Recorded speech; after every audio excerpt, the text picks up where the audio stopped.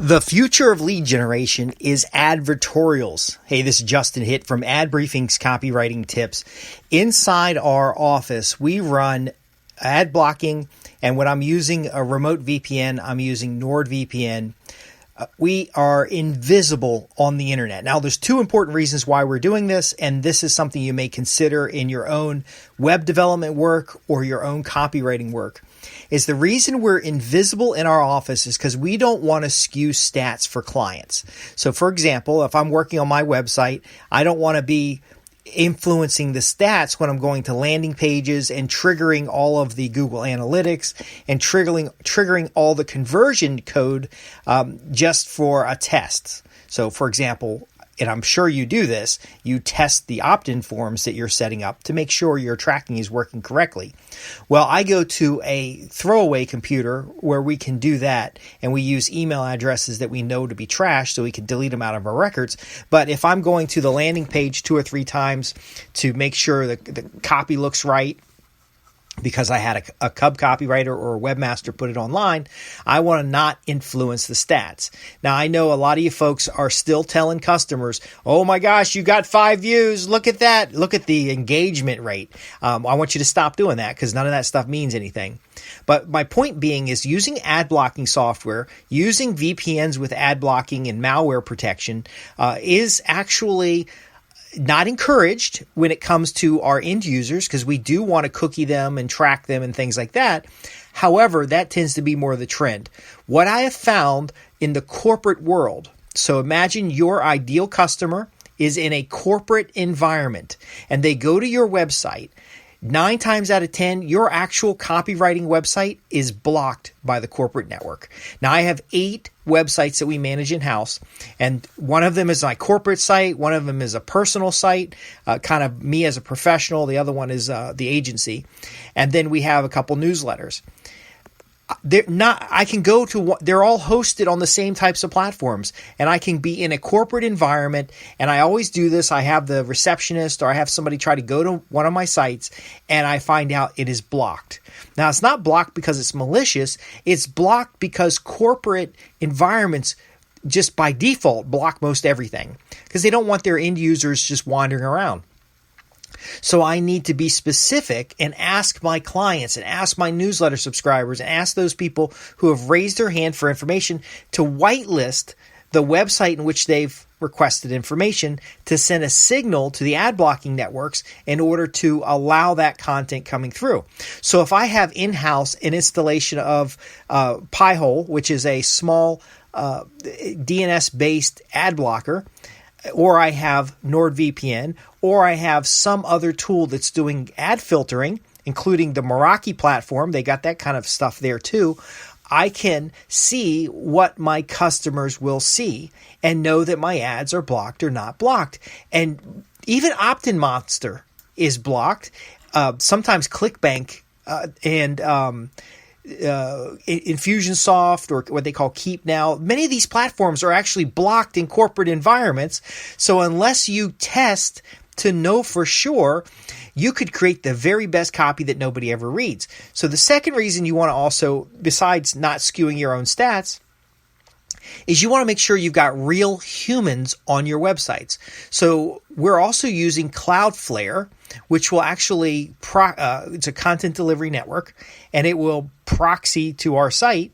And actually, on my Google Analytics, I see a very small fraction of the total users on the site. And in fact, even lately on Aweber and on general platforms, the conversion clicks are not working.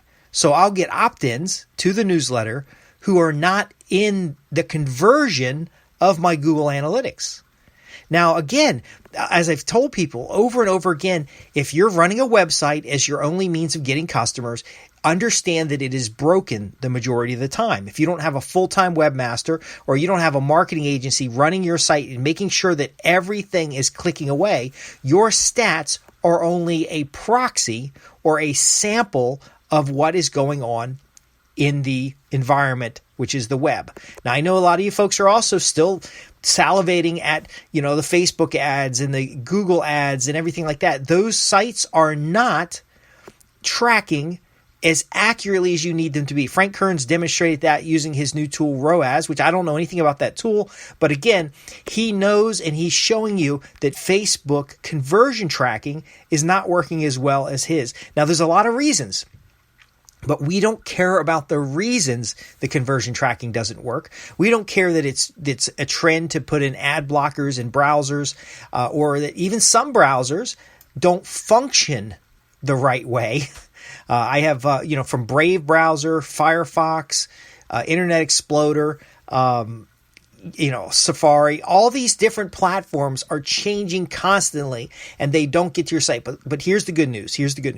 The only measure that matters is the number of leads and the number of sales you produce. Now, why is this important? Well, first off, if you successfully generate a lead, now that's assuming your opt-in forms work. That assumes your pages load. That assumes you have a funnel to put somebody in as a lead. But once you've gotten that email address, once you've gotten that postal address, you put it in your contact management system.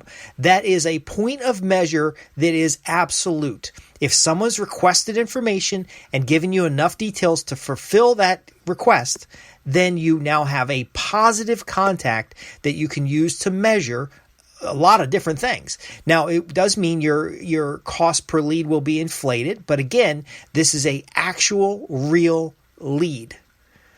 The next point is a sale. If somebody has purchased a product, you've got enough information to fulfill the purchase, then you know this is an actual real sale. Everything beyond those two measures is about making sure the mechanisms are in place so that you know that you've gotten the lead, that you know you've gotten the sale. Now, there are times that you can compile a list of leads, perhaps doing a Dream 100. So if you're a copywriter and you want to sell copywriting services, you can go find 100 websites or 100 companies or 100 ad samples or 100 media buyers who you know beyond a shadow of a doubt they buy copywriting services. Now, you can just approach them directly. You can call them, you can send them letters, you can stalk them on the social medias. You can do a lot of things. But again, you've gotten 100 leads. You know these are real people. So all the time, resources, financial investment, all the postage, everything you took to find those 100 individuals is part of your cost. Now, that's only a cost of action because these aren't real leads. These are a compiled list. Now you measure in a separate section, which is you know who they are, and now you're going to reach out to them. You want them to raise their hand. Now you measure that as a different segment to generate the lead itself. But again, if the leads come in by the telephone, you kind of know that works. If the leads come in by mail, you kind of know that works. If the leads, well, you can still get stuff lost in the mail. But if the leads come in by the web, that you maybe know they work, maybe they don't. So you're going to spend a lot of time with either a webmaster or some kind of administrative person who's just going to make sure the sites work. Now, again, if they're making sure the sites work, I don't want them to artificially trigger the lead count. I don't want them to artificially trigger the impressions. So they do that behind an ad firewall or whatever. And then when they say, hey, look, I can't see the form. I'm on your website. I'm supposed to test this form and I don't see it. Now we know that neither would the customer. So you could have ad campaigns that are running every day. The pages are showing impressions, but the Google Optimize isn't working this week, or the form isn't rendering properly because they're using some off-brand browser. There could be a lot of different things. So I would argue that you need to go beyond just simply having a form. I found that on a couple of my landing pages, I had to put basically, I would say, enter your email address below and we'll send you the free report. I actually had to highlight the enter your email address and link it directly to the opt-in platform, so a direct link to the opt-in form, so that if there's no form shows up below, they could click that link and it would show up as the only thing in the browser. It would render directly from Opt-in Monster or Aweber or Constant Contact or whatever platform you're using. That way, I had two routes to get to the form in case the form disappeared. Now, are your end users smart enough to figure that out? if your copy's good and they're compelled and they want to know, they will figure it out. But it might also be important to have a phone number that says, hey, if you're interested in this, fill out the form. And then if you have any questions, call us at such and such. They may call you and say, hey, I didn't see a form. Well, that happens sometimes with some folks' browsers. Let me get your information.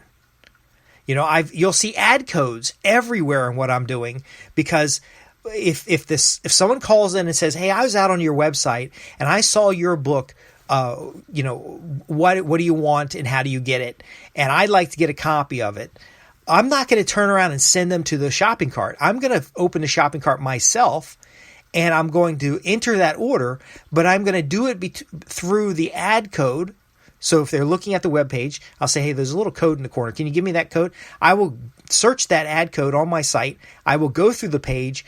I will help them check out over the phone, and me or somebody on staff, and then ultimately they'll still get the product purchase, but I'll get that transaction in my system. So it's very important to know the 2 points of transaction that are guaranteed to be accurate measures is the lead generated and the sale made.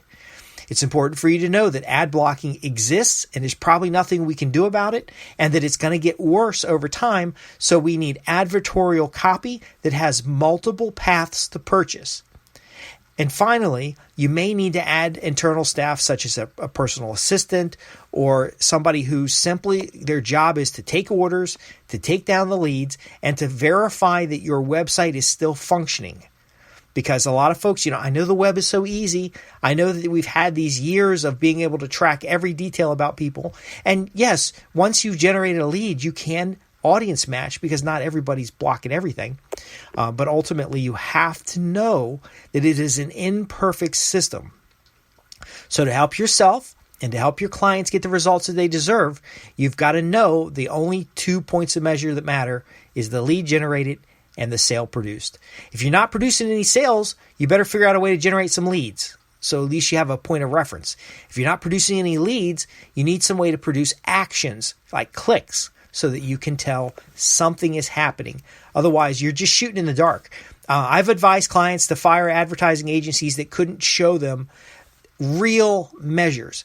They're instead saying about engagement and look how many impressions you've got. And then I say to the client, I said, look, are those like humans impressions, or are they, bots, or are they search engine scanning pages? Well, I don't know. Are those impressions created by the ad firm itself? I don't know. Well, how many leads did you get? I don't know. See, if you don't know how many leads you got, you don't know anything. And again, if you still haven't gotten leads flowing on a campaign, then you can use link shorteners, for example, to see if anybody's clicking the link. There's a lot of other things that can be done. If you'd like to talk specifically about this to make sure you're delivering maximum value to your clients, if you're an in-house agency and you want to make sure that you're able to track your campaigns the right way, then visit me at www.adbriefings.co.uk. Go to the contact page, reach out to me, understand that the web is an imperfect environment. It does present enough information to look very functional, but it is an imperfect environment, and it needs you to test different types of opt-in forms, test different kinds of offers, and to test whether or not your end user can do what you're expecting them to do. And then, of course, I'm going to bypass all that by giving them alternative routes, such as sending me a letter or a fax or things like that, because even your emails can get blocked. Anyway, I'm Justin Hitt with Ad Briefings Copywriting Tips, and this has been about you getting accurate measures. This has been about you actually knowing what's going on and not skewing the results that would, in some ways, cause you to waste time and resources. I'm willing to answer any of your questions. Thanks for subscribing, and I'll see you on the next podcast.